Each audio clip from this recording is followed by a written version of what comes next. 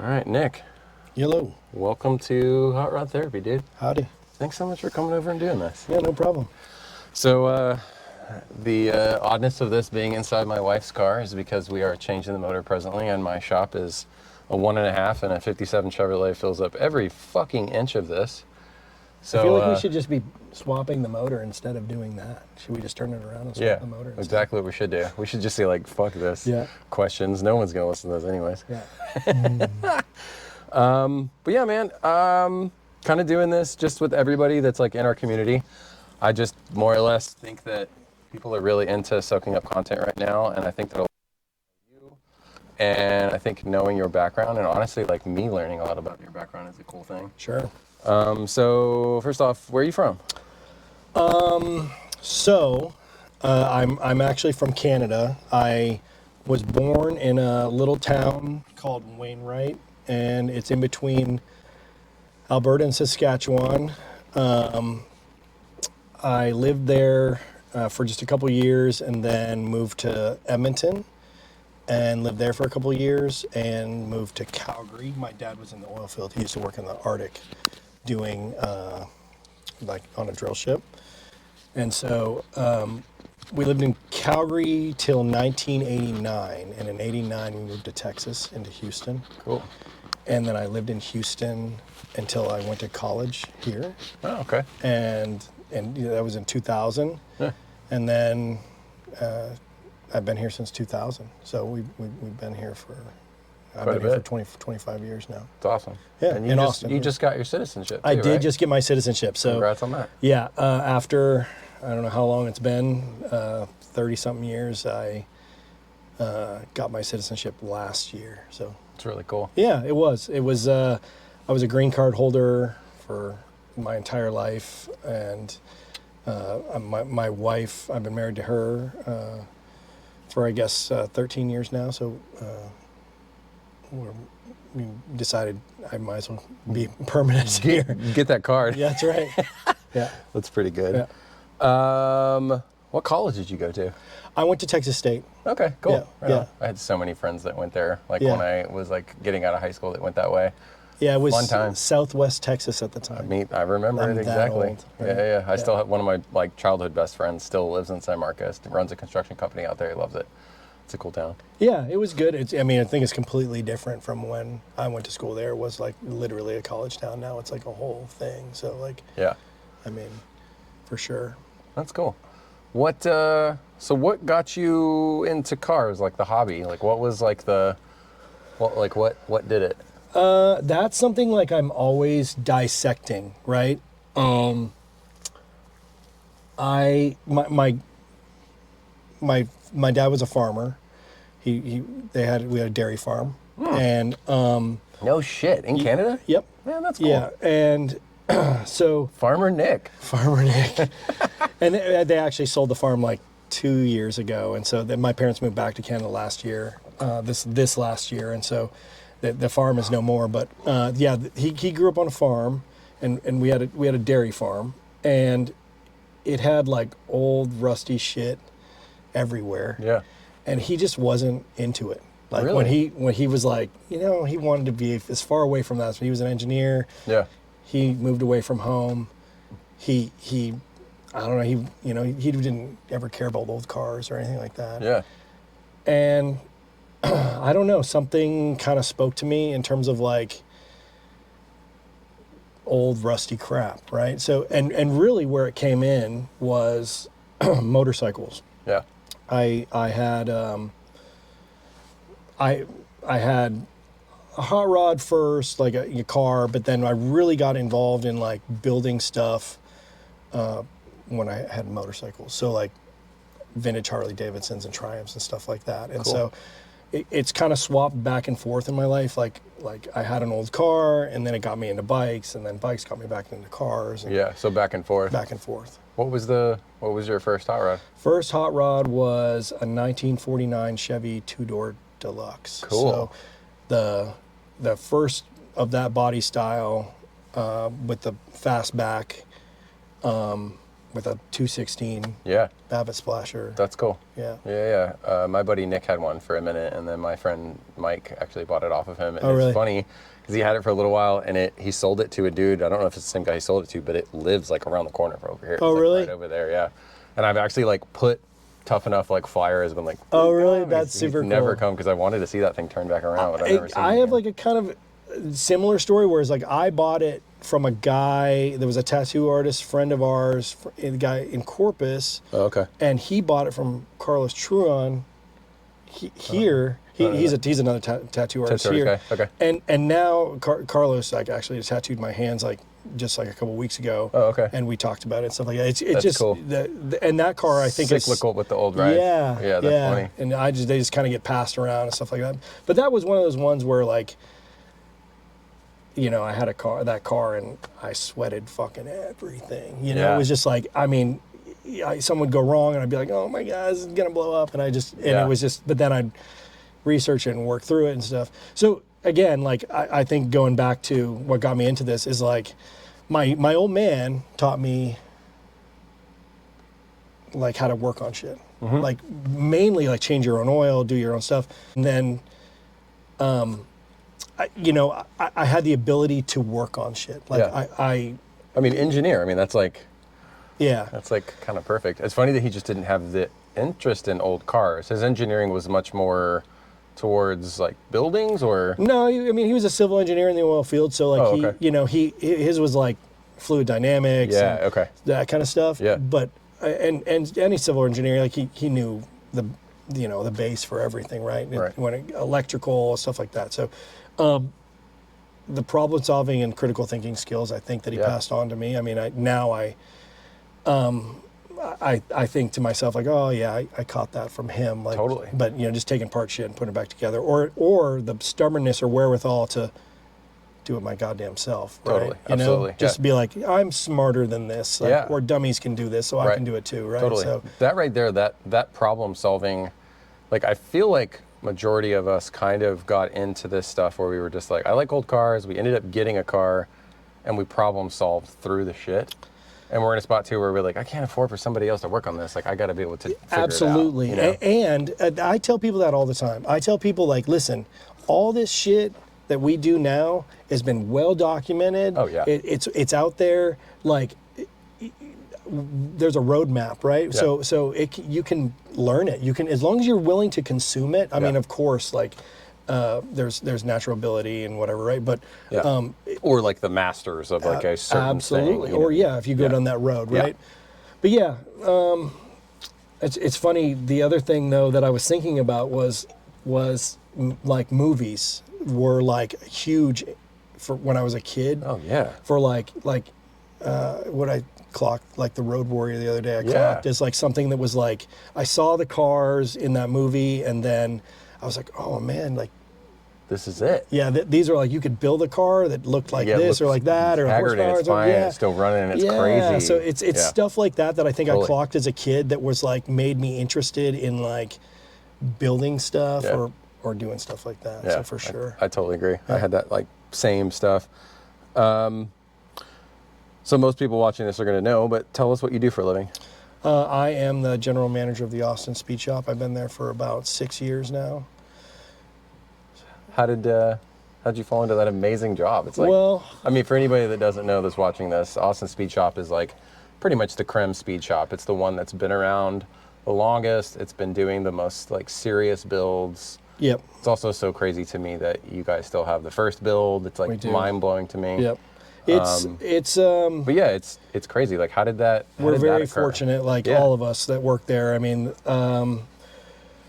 so I was working in the oil field, and I was a seismic engineer for a downhole seismic company, and I had hot rods and bikes that I was doing on the side. I started a motorcycle club here in Austin called Vice Grip. Right. That was like pre-70 Harley Davidson stuff, and it was just at the time it was just a little gathering of people. It was nothing serious, and we were building bikes and stuff like that. And I had a friend that sent me a job listing for a mechanic position at Revival Cycles. Okay. And I was like, okay, I didn't like my life because I was like gone all the time doing stuff with the oil field. I was Sure. always gone. So I said, Yeah. I'm going to try this. And they didn't hire me as a mechanic. They saw me as a shop manager there. Yeah. And the shop manager was leaving, and so they were like, "Do you want to interview for this?" And I said, "Sure." And so I did that, and I got the role, and then I was there. A couple of years after that I was there, the Austin Speed Shop contacted me and just said, "Hey, we heard that you're good at what you do. Have you ever thought about coming over to the Austin Speed Shop?" And truth be told, I was like, "No, I'm happy. chilling. I'm happy where I am now. I'm Yeah. cool." And my office said, "You better go see what they have to say." Yeah. And I met the owners, Corey and John and Dan, and they laid it all out for me that there's a ton of opportunity and they needed some guidance, and I couldn't say no. I mean, I had been around the Austin Speed Shop since the inception. It was actually, I lived right down the street. Oh, okay. And when it was at the South Austin Speed Shop Yeah, like on, next to on Big Lamar, Swinger. Yeah. I watched El Gringo Loco like being made. So cool. And now you can drive that car. Yeah, It's insane. I mean, the from where I've gone to where I've been to where I'm going, it's unfathomable almost, and the history that's tied to the Austin Speed Shop, and now I feel tied to that, and Austin is immense, right? It's Totally. like it's so intertwined, and I'm just so happy to be the purveyor now, like on this side of the Austin Speed Shop, So, I mean, it all sounds like it just kind of all fell into place, but sometimes I don't know how I got here. Yeah, it just happened. It happened. Yeah, and yeah. then it's just like I'm glad that my passions when I was working were, I really loved them, like the bikes and hot rods and stuff like that, because those things were basically my resume. Yeah. For people to like go, okay, yeah, that you can do something, right? So That's so cool. and I'm proud of that, because that wasn't anything. That was something that I learned, and I myself, right? It wasn't just. So I mean, I am proud of that. That's so cool. So how long were you at Revival? Just about 2 years. Okay. Just about 2 years. Yeah, it's right cool. over here on Balm Road when they were here on Yeah. Balm Road. Okay. Yeah. And they're not there anymore. No, I don't think so. Yeah. Well, actually, I know they're not there, but I don't know where they are now. Crazy. Mm-hmm. That's cool. So you went from building I remember hearing about Revival and going to the Sunday meetup things that they used to do once a month. Mm-hmm. I used to take the dots in there a lot because there was a lot of dudes that were into Yeah. like import shit, Yeah. high-end builds, and then got offered the opportunity to go over to Austin Speed Shop, Yep. super high-end builds too. Yeah. So wild. Yeah. It's another echelon at the The Speed Shop. Speed Shop, for Yeah. sure. That's Yeah. so cool. Yeah. That's amazing. Yeah. So, let's see. My next question was what got you into this occupation, which we kind of got through. Sure. All right, let's get back to local stuff, like we're talking about with Austin, how we're both very lucky to be in Austin. There's a thriving scene of motorcycles, cars, the community's being built. We've all got all these friends that are coming out to these events. What's your favorite part of maybe not even Austin's portion of the hobby, of any part of the hobby? Is it motorcycles? Is it the motors portions of it, or just the engineering, the connections? Is it, Our customers at the Speed Shop, we have twofold, right? Whereas we build whole cars, and it's usually people that are building a whole car or having a car built for you is not a cheap endeavor. No. So I mean, shop hours are costly. yeah, There's and multiple dudes getting down. absolutely, Yeah. and that's how we charge. We just charge time and material, and it ends up being expensive, but it's building a tailored suit, right? Totally. So I mean, yeah.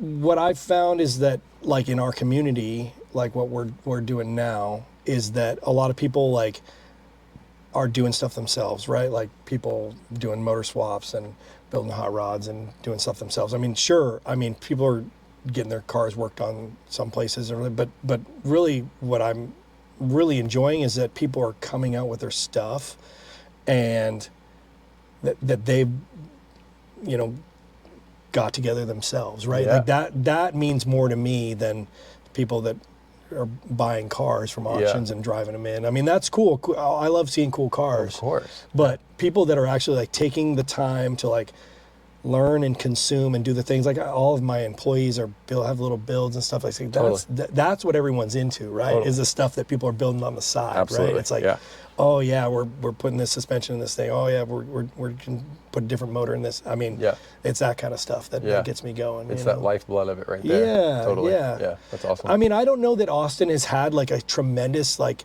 car and vehicle scene. Like, I think there's been pockets, and I can't speak to knowing the huge history of Austin, right? Obviously, like the Continentals and stuff has been huge, and that kind of scene. But just in terms of like the vehicle scene that's right now, like even in the Euro scene or the lowrider scene that we're starting to see, and I don't know, the international dudes, like, I mean, I love seeing these peaks that are happening, and everyone being inclusive. That seems really important to us right now too. I super agree. I fucking love it. I love tying. I love like all of that. I love the open hand that I always talk about this, where we're seeing in town, is so cool, so important.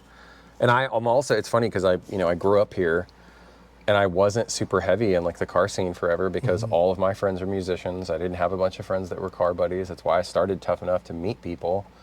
And I feel like it's not rude or wrong to say this, but I feel like at present, I feel like the Austin car scene is in its heaviest situation that it's been in. I mean, there is literally in a given week 3 to 4 different events that you can go to. Right. Everyone's so kind. They're so happy you're there. Yep. It's not just like this inclusive niche type thing. It's very open. Everybody wants you to be there and having fun and meeting each other, which is the coolest part about it. Like right there, I love meeting people that, like you're talking about, that like ripped their car together, they're out and they're super jazzed to talk about it. Like, that shit's so cool. Right.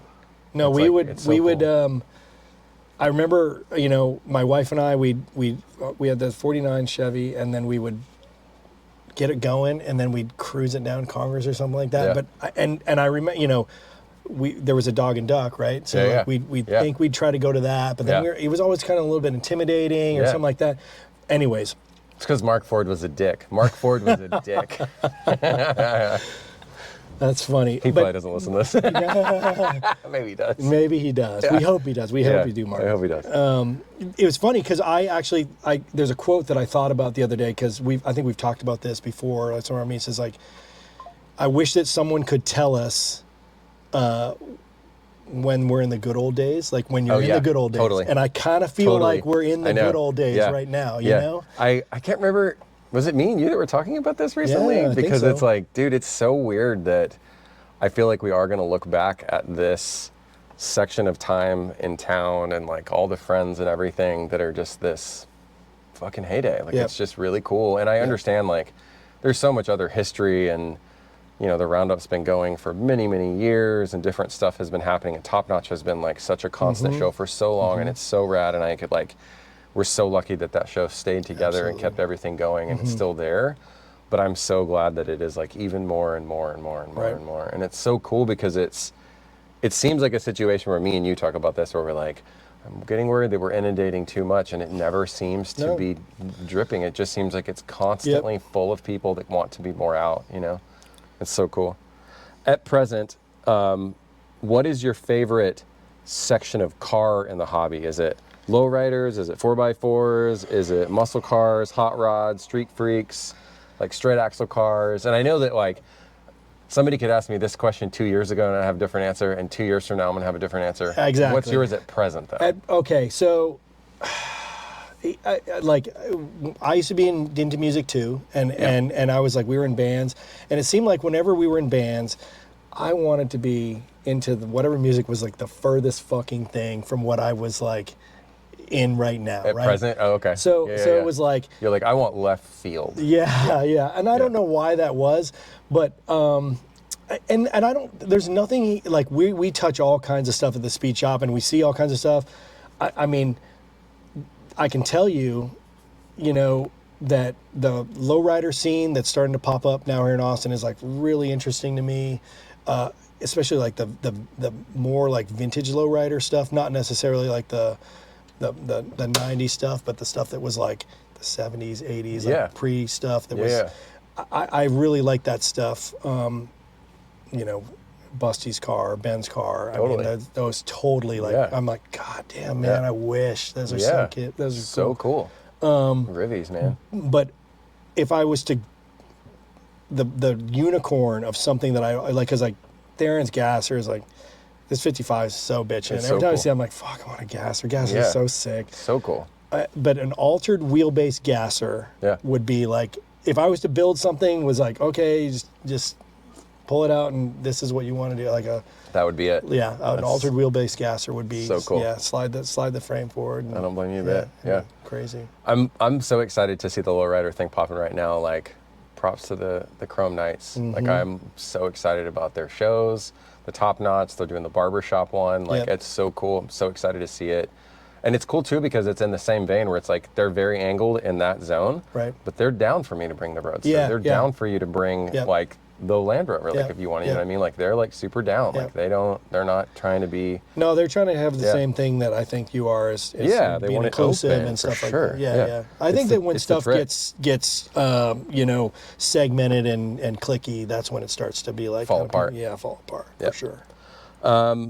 What changes in the hobby do you see? Is it prices, activities, anything? I don't know. It's funny because, I mean, speaking from my perspective in the Austin Speed Shop, right? Yep. And you have an interesting one, which is really cool. It's like a very particular thing that you see there. We see that we have what the interest is in cars, like. It also like highlights this void.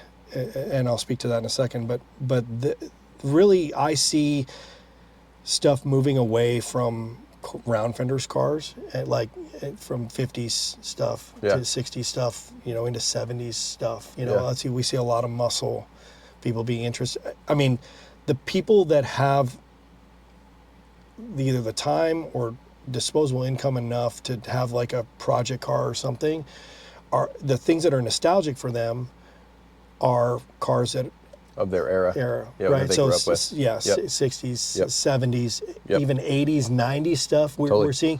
The people call us all the time and they go, "Hey, I've got this 92," and I say, like, listen, we just don't work on it because our wheelhouse is full. Like we work on everything from. We were hard stance 1964 and older, right? Back for a while, for a long time, but the people that want to build cars now are doing stuff. They want to build trucks and they want to build 4x4s and they want to build the lowriders. They want to build muscle stuff. So it's something we've had to open ourselves up to. So I see that changing just in terms of like, what's available and stuff. I mean, sure. I mean, I think that hot rods themselves, like this car and your Roadster, are visceral things. Like I've always said that, well, I mean, I'm sure there's someone that has already said this too, but hot rods and jazz music are two very, very like singular American things. Absolutely. Like, and so those are very visceral. Somebody that's even a child can look at a car like this or your Roadster and go, and they love it. And they go, even any dad or what year is it? Even though what does it matter, right? But, totally. But that's the type of thing that's visceral for people when they see a car like that.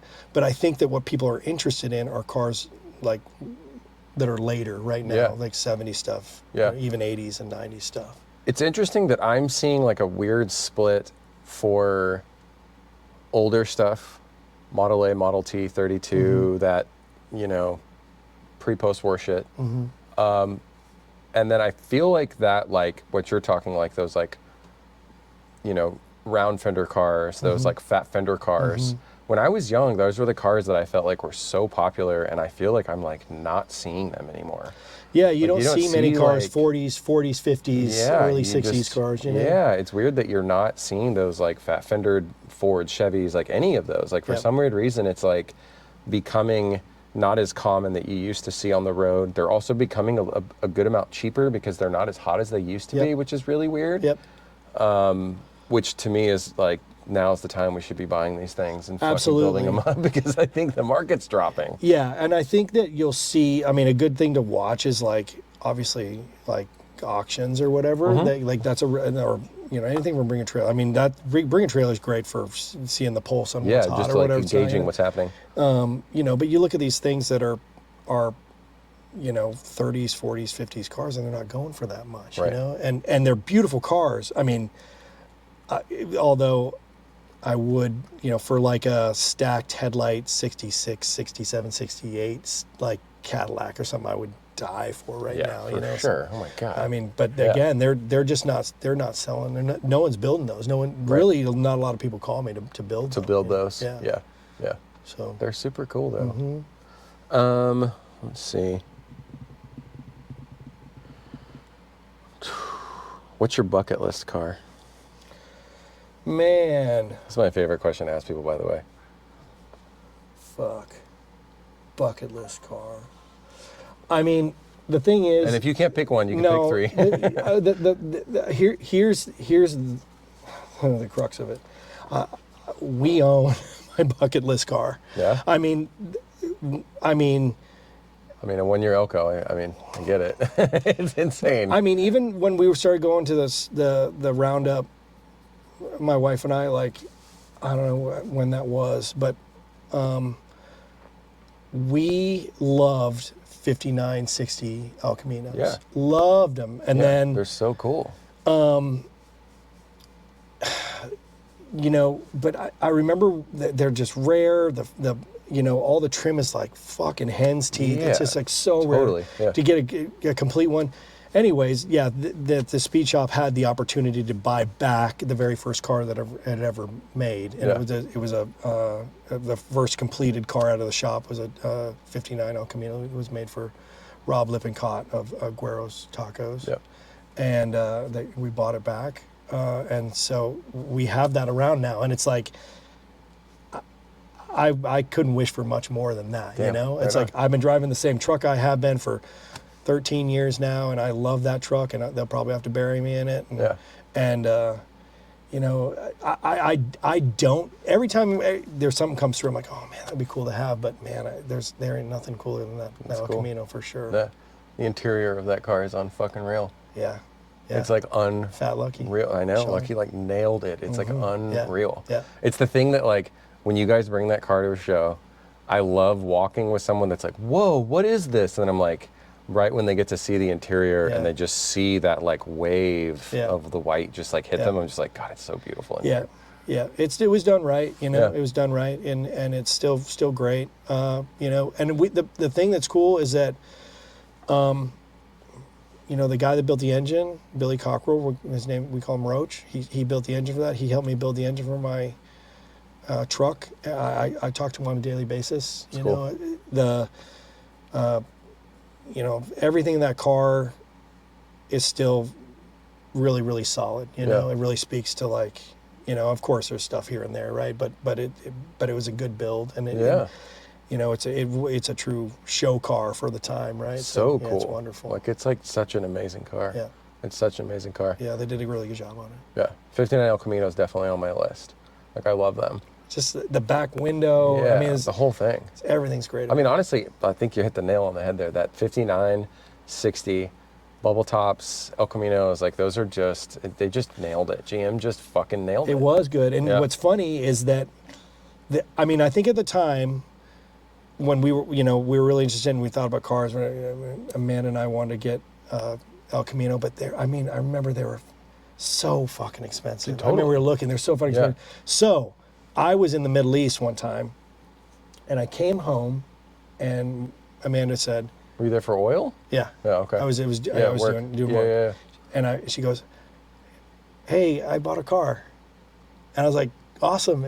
I was like, it's a 59 Ranchero, like a Ford Ranchero. And I was like, that's so cool. She goes, except it's 2 cars. Yeah. And it's in Dallas. And so we had to go I rented a trailer. We That's went so in the amazing. same night, bought 2 59 Rancheros. Yeah. And we built that car for the most part. Zach with full custom fabrication helped me get the floor straight and get it running, and we drove that car a little bit, and then the flood in 2013, all of our stuff flooded, and I sold it after that. We got it running again, but I sold it after that. But yeah, So we had crazy. a 59 Ranch. We had 2, and I sold one. That one had a big block in it, and the other one had a 272. So wild. Yeah. By the way, the flood, the last time we hung out, I had no idea that y'all went through that. Oh yeah. Lost everything. Everything. It's just, Yeah, everything. it's Wiped just out. so Yeah. gut-wrenching, man. Like when Two- you were showing me those yeah. photos, I was like, Jesus Christ. It's funny because you go through it, and it's gnarly. It's no fun, and you lose Yeah. everything, and but on this side of What it, year like was that again? 2013, God, it's so fucking and crazy. so it's been more than 10 years. Yeah, but it doesn't feel that long ago at all. No, it doesn't feel Yeah. that long ago, but it's funny when you go through something like that, and then you are on this side of it, and I'm so fortunate to have like everything in my life, right? Yeah. It becomes just that sentence, right? Yeah. It just becomes like, we were in a flood in 2013, and Yeah, it wrecked everything then. yeah. But I'm on this side of it, like And how it's okay. Yeah. Yeah, it's so, God, Yeah. it's so crazy. Yeah, I mean, y'all were on the roof. on the roof. I mean, like With the literally, dogs. like had to get out, get on the roof with the dogs to save your fucking lives. Like to the point where like everything is below me and it's all Yeah. fucked. Yeah, everything. And it's funny because I think if you And you had Watching- the pickup that you drive still today. go to then. drive, yeah, and it was at Yeah. standard height. It wasn't lowered. Oh, and it really? was out past the steering wheel. So crazy. Yeah, yeah, Damn. yeah.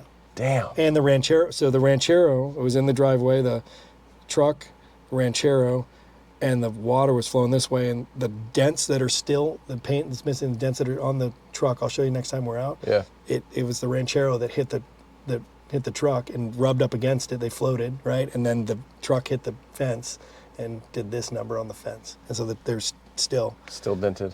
dented the same way. Just always want you to remember that fucked That's up right. story. That's right. Yeah. God. Yeah. That is so insane, man. It's so crazy. Same wiring harness too, actually. That's wild. Yeah. That is wild. Yeah. Yeah. True testament to those wires. Absolutely. That's Absolutely. amazing. Yeah. Let's see. What's a car from your past you wish you still had? Man, you know, I wish that I would have kept that Ranchero for sure. I sold it at a time, like we were in the flood, Yeah. and it was a good car, and we made a good run at it, and the motor smoked a little bit and stuff like that. And if I had the resources that I had now to like do it with, I mean, it was pretty straight, that Yeah, car, and yeah. it was supposedly from California, and you know, it had good bones. And so I wish that, you know, And she picked it up in Dallas? we Yeah. went You together. both went and got it. We went together. Yeah, We went to Dallas and got the one, and came home and unloaded it, and went back to Dallas and got the other one. It's crazy. And we had the one, and yeah, we had sold the one with the big block in it. And the 272 we kept, and then we redid a bunch of stuff, and then I after the flood, I didn't have a house, Yeah. and I had the truck, Yeah. and I had my trailer. That you know, recently sold my Airstream trailer, and it's not that I wanted it, so we just didn't use it, Right. you know. And it was from '67. It Yep. just Cool ones though. it's super cool. Yeah, I mean, they're it's, you know, it's not that we were using it all the time, but I hate to get rid of it. Yeah. You know, but yeah, I've whittled everything down to just like my truck and my bike, and Yeah. even that I'm thinking about getting rid of these days. Really? Yeah, maybe. I Crazy. just don't ride it that often. You Yeah. know. That's crazy. Yeah. So you guys have the square body? Yeah. Or no, it's not a square body. It's, well, prior. It's a 72. 72. So Yeah. it's last year, Okay. Gen 2. Yeah. So you guys have that pickup. Mm-hmm. You have Amanda's Land Cruiser, Land Rover. Yep. Land Rover. And then you guys have the Elko. Yep. You guys have another car? No. So you daily old cars. You guys Yeah. are living the dream. We're trying to. Yeah, yeah. Trying to. It's funny- We have a spare Audi that Oh, okay. She has an Audi that in case like In case she needs to take it or she can't but take her I'll give her a just due. It's because she can't lift our biggest dog up into the Range Rover because it's so tall. Yeah. So she wants to take it. She wants to be able to have be able them. to take him to the vet Yeah. and get his nails clipped. I've talked about this in the couple episodes we've done. I dailied that Datsun for about a decade. Yeah. And I just got the Tacoma. I don't know that I'll ever go back to a non-air conditioned car, man. It's too hot here. Well, you got to put AC in it. I know. It's just. Well, I mean, I dailied my truck, my C10. Yeah. And without AC for a long time. Yeah. And then I put AC in it and I was like, oh yeah, this is easy. Yeah. And then, I swapped motors and whatever. And, we got lots of stuff to drive now. And I really like dailying old cars. I mean, my commute's not very long and we're not going out of town all the time. Right.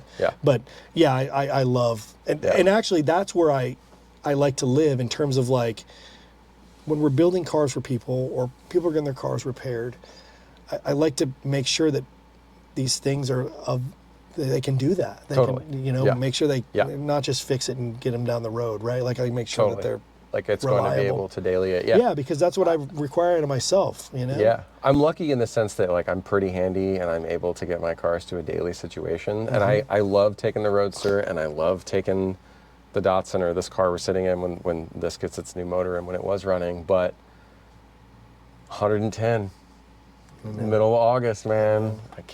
Fuck. I know. I remember me and Busty were talking about it. You like get to work and you have to like change clothes.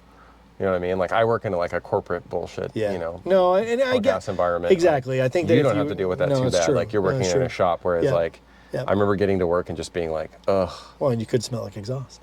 Exactly. I still can't believe that happened to me. Got in the elevator box on this woman. First day I ever took my car to work. Anyways, let's see here. What car do you drive presently? You drive your pickup, Elko? My 72 C10. And it's cool because we get to QC a lot of the cars that we work on, So part of that is like driving them, everyone doesn't really think about it, driving them at night or at low light levels. So a lot of times that I'll take them home, drive them to my house, and then drive them in the morning when it's dark, so check the wipers and for the bigger builds and stuff like that, where stuff is like that. So because there's nothing worse than people getting a car back and they're like, their license plate doesn't work, or license plate light doesn't work, or lights are pointed out here, or something like that. Or they like enjoy the car all the time, and then they go to that one show where they have to come back at night, and they're like, oh wait, headlights don't work, or one doesn't work, and they're in this spot. Or the instrument lights don't work. That's always something. So we try to test all that stuff. So before we do that, we get to take stuff home and make sure that it's all good. Yeah, that makes sense. What do you think is missing from the hobby?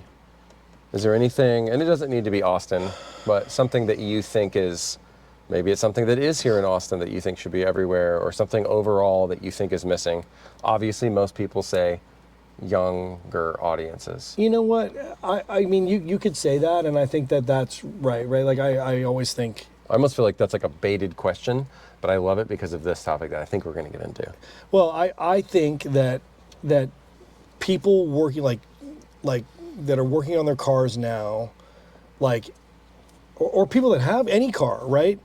And they go to get their oil changed or go to get a battery changed or something like that, and people don't know how to change their own stuff, right? Because it's a year, make, model situation at the auto parts store, or people just aren't inclined to like do stuff themselves, right? Yeah.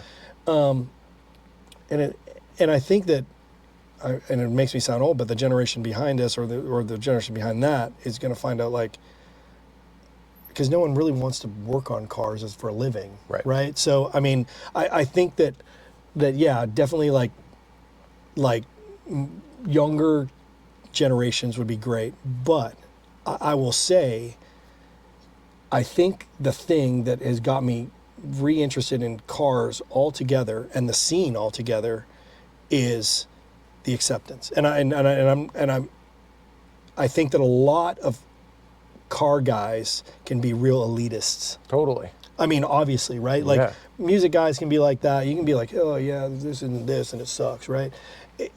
I think that, like, if people are into some stuff, and you may not be into it, and they're stoked on it, let them be stoked on it. Yeah. I think that having some acceptance as to what people are into is like 100%. is really what this car scene, like car scenes need. You Yeah. know, I mean, you can have your cars and coffee, and people are going to have their brand new Corvettes and Porsches and whatever, and it might not appeal to you, but I mean, as long as you're accepting of other people, What's there? yeah, Totally. of Yeah. course. I absolutely agree with that. I feel like that, which is so funny. Very recently, I think one of the last maybe 2 park and hangs ago, some dudes came from Europe that were here for the endurance race that was at COTA.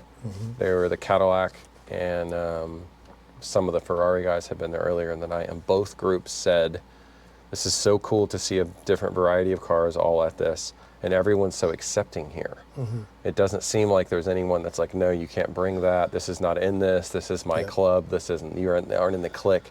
Yeah. And I totally agree with that, because I remember when I finished my first car as a younger guy, getting it running before it was painted. I remember taking it to places in town, showing up and thinking like, cool, I'm gonna make friends. And I remember getting out of my car and being like, no one talked to me for 10 minutes. And I was like fucking 17. Yeah. I was, I wore my ego like right here, and it got crushed, and I was like, I'm going home. Yeah, it's a bummer. And it's a thing that I think everyone really understands now, that at least in town, I'm not attending these shows other places, but I'm assuming that they're getting it, that coolest part about any hobby, I don't care if it is music, I don't care if you're going to a fucking dentist convention, you're going to learn from other people, and having those bonds and those types of like-minded people together, it's the fucking ticket. That's it. Like, that's how we're winning. That's how we're learning. Absolutely. That's how we're making this hobby, making the interest continue more. I'm glad to hear you say it, because I feel like a lot of people these days are saying that there's not enough young people in the hobby, and I feel like, at least in town, I see so many young people. Sure. I mean, I know 2 kids that come out to the meet that don't have driver's licenses yet, that are talking about what they're going to buy. That's cool. And the stuff that, like, if you're into I don't know, newer stuff, and that's usually where stuff starts, and it catches your eye. Totally. I was always the kid that when I found a band that I liked, I would read the liner notes and who they thanked, and then I would get those records. I remember that shit. And then then that led me to further back and further back and further back down and further the rabbit back, hole, right? Man. Yeah. So totally. like, I don't know. It's all different. But I think that's like totally correct, and like absolutely makes sense. What are things like at the shop? Is there any like events you guys have coming up, or anything that you want to like? I mean, like I said, not a whole lot of people listen to us. It's very our local friends and community. But is there any show or anything that like I'm talking about, that's like speed shop stuff that you guys are excited about coming up, that could even be like a cool build you're doing right now? We always got cool builds. I mean, for sure. I mean, some of them are more long-term than others, it just depends on the customer and what they're willing to do. So, I mean, we've got a showroom that anyone can come through there all the time. We've always got bitchin' stuff like in the shop. We've got our movie series that's coming up. Yeah. And I'm stoked at all those, because I'm really, really stoked to see. The list we put together is awesome. It's going to be killer. Yeah. I'm excited for it. I was so bummed when this September one got canceled. I'm so excited for it. Yeah, but this one should be good, and hopefully the weather's going to be good. And I don't know. We have our Halloween stuff that's going to be bitchin'.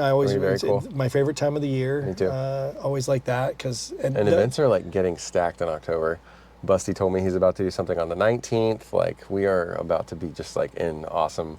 I think we are going to have good weather, by the way. I hope so. I think it's going to be like 75 and beautiful. I hope so. Yeah. San Diego, bring me your weather. Yeah. No, other than that, I mean, everyone remember about the Roundup party. Come. Yeah. Drink everything we have. Yeah, it's not bolted down and tear the place apart, as usual. Please don't. It's always a good one. Yeah. But other than that, we don't have anything. I still want to do Truck Month. Oh, dude, I'm I don't know when to do it. I think Yeah. my problem is I have hesitation and whatever, but I still think that like, Dude, I mean, if we should just do truck month. yeah, if you want me to start just pushing it and just trying to figure out when to do it, I will do that. I think it's such a cool idea because it would hit the international dudes, the lowrider dudes. There would be such a cool mix of just an all truck show. Would be so fun. Yeah, truck month would so be cool. fun, dude. And then I think we still need to try and do a swap meet, like a local yokel swap meet. So love the idea. So love the idea. I think, yeah, Theron's into the idea still. I think the idea of it having like at both properties would be so fun. Yeah. That'd be cool. That'd be cool. I love it. Hell yeah. Yeah. Dude, thank you so much for doing this. No problem. Thank you for having me. Yeah, of course, dude. I appreciate it.